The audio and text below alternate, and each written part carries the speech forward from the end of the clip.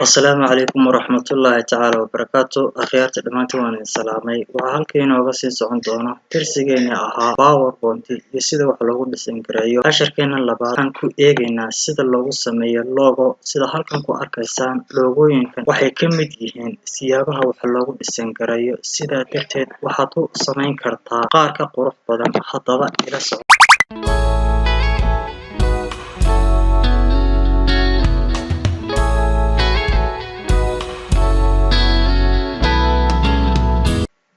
markaad soo furato PowerPoint file tag kadibna new tag kadibna blank presentation dooro waxaad dooran kartaa kuwa halkan kaaga muuqda dhisayna aad u fara badan ayaa ku jira laakiin maadaama looga sameynano waxa fiican inuu background-ka dambe cadaan ahaado sidaa darteed tan cadaanka ayaynu dooranaynaa kadib markaad tan doorato tan highlight-ka saar kadibna iska delete gare markaad delete garayso shapes-kan ayaynu mid ka mid ah soo qaadaynaa hadba waxay ku xiran tahay loogada qaabka aad sameynayso inagu waxaynu sameynaynaa mid circle kadib markaynu halkan ku jiidno ayaynu ku ballaarino size-ka intaynu doonayno ka dhigno kadib waxaynu tagaynaa shape effect kadib present tag kadib qaabka aad doonayso loogadaada in ay soo baxdo dooro haddii aynu kan doorano aynu ku noqono shape effect-gii aynu doorano 3D rotation aynu kasii doorano option oo aynu kasii doorano 3D format hoose haddii aynu u degno halkan size-ka iyo height-ka inteeba waad ka kordhin kartaa adigoo ku xijinaya number-ka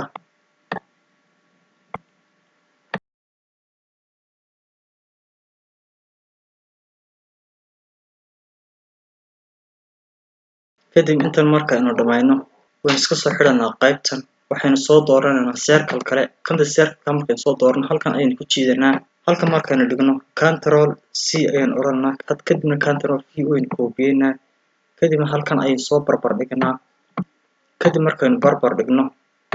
highlight ayaynu saaranaa dhammaantii highlight markaynu saarno format ayaynu tegaynaa kadib mergent shapes ayaynu ku dhufanaynaa kadib halkan qaababka aad jeeda qaabka aad doonayso ka dooro haddii aad doonayso qaabkan inay soo baxdo ama qaabkan kadib haddii aynu qaabkan ku dhufano waxaa arkaysaan inay loogadana soo baxday qaabkan size-ka waad yareyn kartaa intanaad ka dhigi kartaa haddii kalena qaabkeedii hore ayaad ku celin kartaa intaa markaynu sameyno waxaad ka bedeli kartaa color-ka adigoo soo dooranay color-ka kadibna qaabka aad doonayso ka dhigaya kadib waxaynu ku noqonaynaa circle-kii ayaynu mar labaad soo dooranaynaa halkan ayaynu ku ballaarinaynaa kadib halkan markaynu dhigno